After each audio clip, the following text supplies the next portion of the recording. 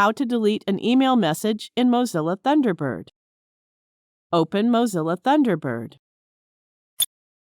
If you use POP, the email will be removed only from your Thunderbird email client and not from the mail server. But if you use IMAP settings, then the email will be removed from your Thunderbird email client as well as the main email server. Click on the email account to select it. Then click the inbox to see emails in the right pane. Then select the email you want to delete. You can delete the email by clicking this Delete button. You can also right-click on the message and click the Delete Message option. The selected message has been removed from the inbox. Thank you for watching.